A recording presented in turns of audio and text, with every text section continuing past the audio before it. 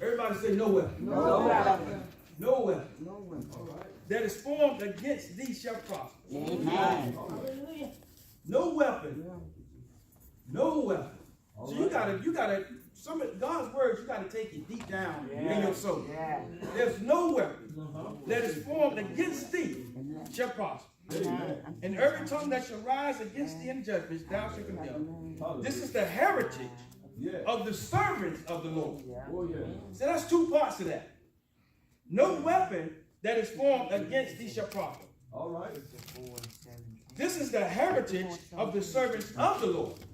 See, that doesn't work for you if you're not a servant of the Lord. See, sometimes you can be screaming and hollering, and this don't even pertain to you. Not saying that it can't be pertained to you, but this, if you're not a servant of the Lord, this can't pertain to you. But if you're a servant of the Lord, there's no weapon.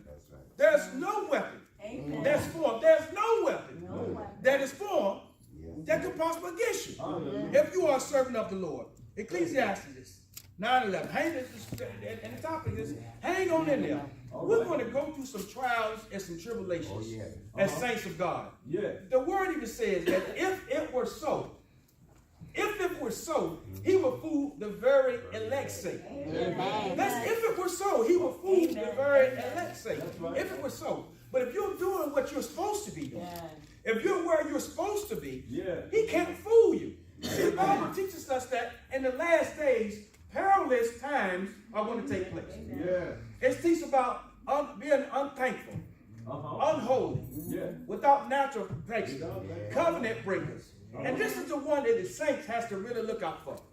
This is the one of the saints. I feel like this word right here, this one particular thing, is being lovers of pleasure more than lovers of God. Now take that out of everything. That will hinder the saints more than anything. Because just because something is here, it doesn't mean that you have to fully extend everything that you have into it. You can take something that the enemy had for the worst and change it to something for the best.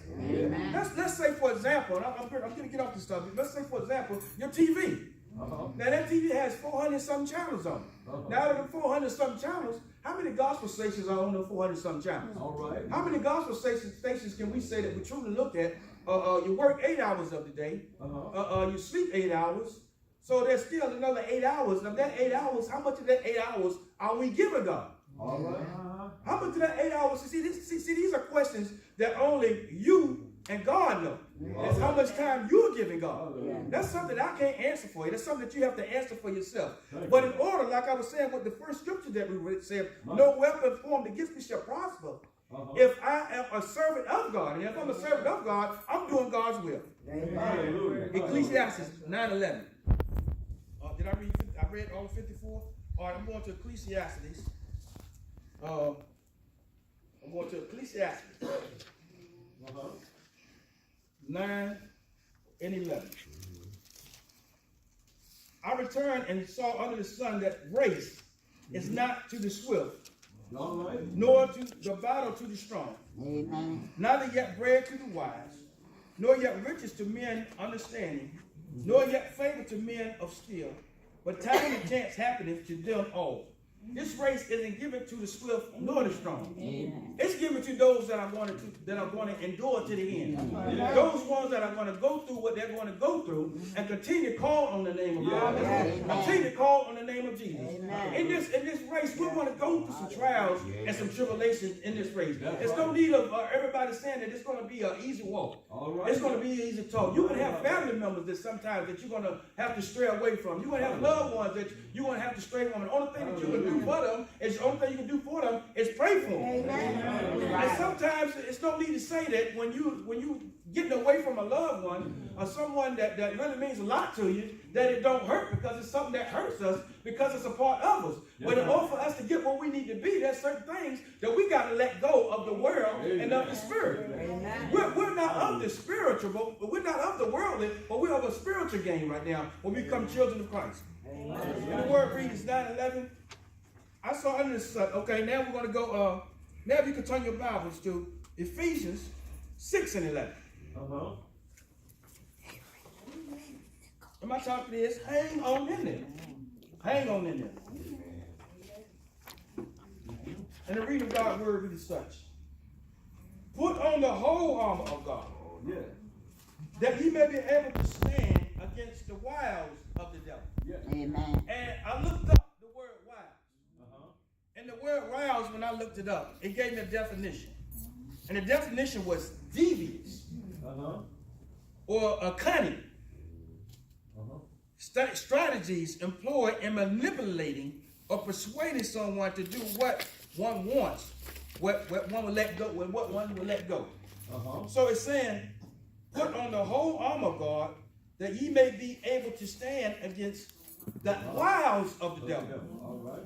the tricks of the devil, the Amen. cunning of the devil, Yeah. the Amen. strategies of the devil. So you got to understand, there's more than just God's strategy. Yeah. God's plan, but the devil also has a plan for us. That's right. And you gotta Amen. understand when one strategy doesn't work for the enemy, for the devil, you think he's just going to stop at that one strategy? All right. No, he has what you call a contingency plan. Just like God has a contingency plan for you. Yeah. And God's contingency plan and the enemy contingency plan is two different plans. But God's plan is for you to make it in. You got to be on the top of your game. Amen. The enemy contingency plan is to continue to beat it into you, to continue to beat at you. But if you're not in your word, if you're not praying, if you're not studying, if you're not All right, fasting, now. then the enemy's strategy is going to be working even more so than God's strategy. Amen. But the word says, if you put on the whole armor of God, that ye may be able to stand against the cunning, that you be able to stand against the devious ways of the devil.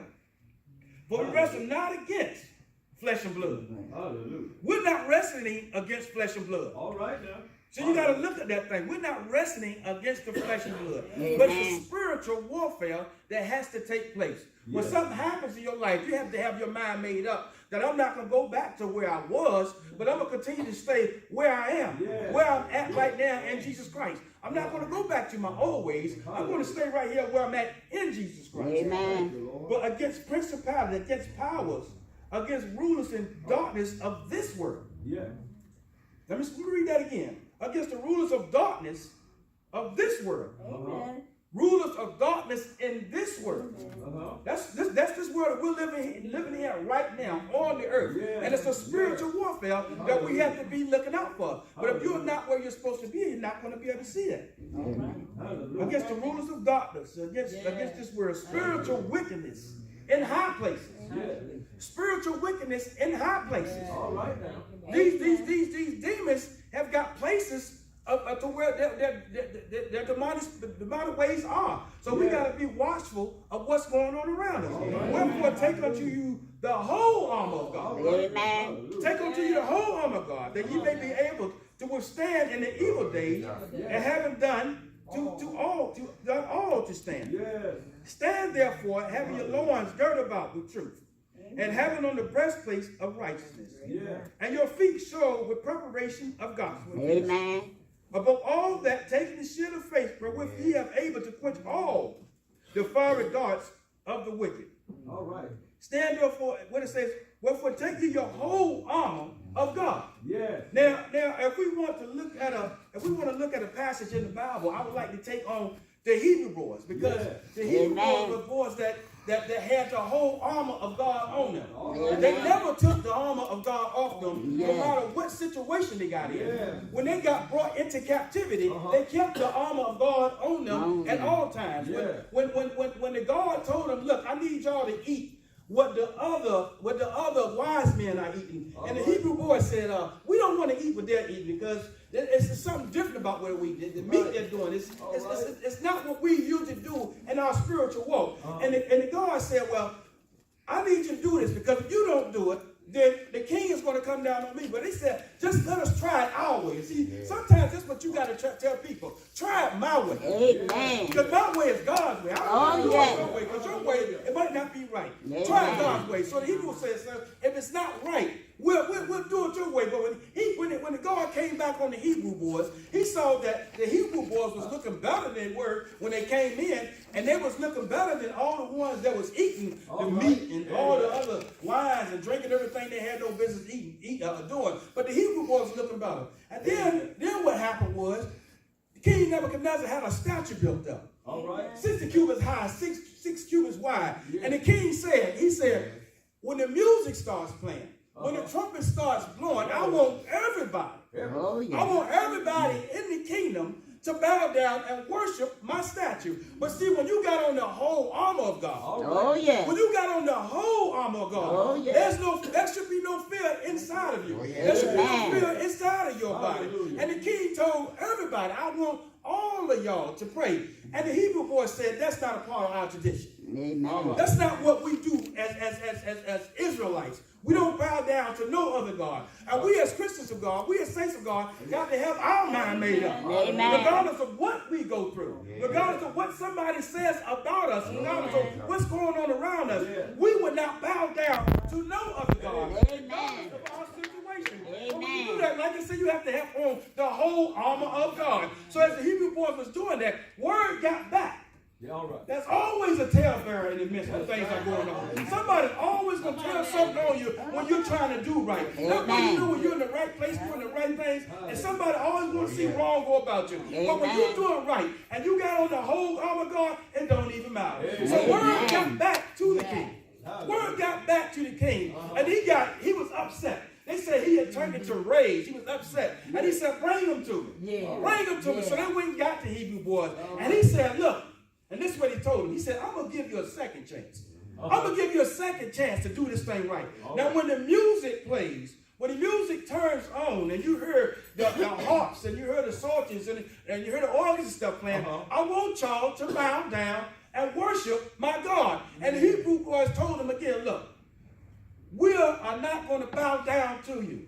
We're not going to bow down to your God. And matter of fact, we don't reverence what you talk about. The God, we understand that you have a hot furnace. We understand that your decree says that if anybody get caught, not bound down with the music, but the God that we serve, Oh, yeah. the God that we serve, Oh, yeah. He's able to bring us out. And if He doesn't bring us out, we still would not bow down to Him. See, saints of God, we got to have our minds made up. Oh, yeah. Regardless of whatever we're going through, whatever our trials, whatever our tribulations may be, our mind has to be made up that I'm going to depend on God to bring me out of my situation. If you're having financial problems, I'm going to depend on God to bring me out of my financial situation. If you're having medical issues, I'm going to depend on God to bring me out of my medical issues. Oh, The yeah. financial strain that you think you're going through, if you just bow down, if you just worship God, you give God your heart, your mind, your soul, and your strength, God will bring you out of your situation. We got to be like the Hebrew boys. Oh, yeah. The Amen. Hebrew boys didn't care. Amen. They didn't care because they had a God. They had a God that would bring them out of anything. Yes. They had a God that, and they knew it. And they never strayed to the left. Hallelujah. They never strayed into the right. All right. And we think that we think that we may be going through something. We're not going through anything. Amen. We're not going through nothing that the prophets of the old, we're not going through nothing of the prophets of the old. They paved the way for us. Jesus said, take my yoke and learn of me. Take my yoke and learn of me. And see, He has paved the way for us. He's made the way. He's made the ultimate sacrifice for us to be here. Amen. He said, nobody takes my life from me. Oh, No yeah. man takes my life from me, but I'll lay it down. Oh, So that I yeah. can pick it up. So that we all of us that accepts Christ, that lives for Christ, we can have the right to the kingdom of life. Saints of God, we're living in the last days. Amen. And we got to make sure that we're watchful. I mean, like I was saying about and I'm done. Like I was saying about, I really believe that I tried to tie in the last days, perilous times has come. And we're living in perilous times, whether y'all know it or not. Amen. We're living in perilous times. And if you look around and you go out that door right now and you go to drive to the stoplight and you look to your right, this is all you see. That's all people doing there. They're in their phones. Right. This is, and trust me, I'm saying it. Yeah. I'm saying it because I'm on my phone a little too much too.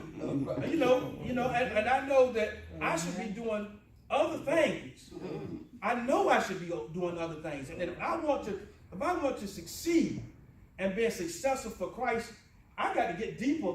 And I can't, like I was saying earlier, you got to know, I know, and God knows what's going on with us on the inside. But you have to know what will separate you. What will separate us from the love of God? God said, I am God. And I am a jealous God. I am a jealous God. He has the right to be jealous. He created the heavens, the earth, the moons, the stars. He created all this stuff. And for us for not to give him the attention that he should be getting, thanks to God, we're living in the last days. Evil and perilous times, but we got to make sure, like I was saying, the enemy job is to kill, steal, and destroy. And he said if I can fool the very elect, if he can fool the very elect's sake, that's what he's going to do. Amen. But thanks to God, we got to stay prayed up. Amen. We got to keep the whole armor of God. And don't look at me wrong. Funny when I say this. Look to go through something. Amen. Look to go through something. As being the women of God, we're going to go through something. Amen. But as the Hebrew boy said, I'm not going to sway to the left. I'm not going to sway to the right. I'm going to continue serving God. Oh, yeah. Amen.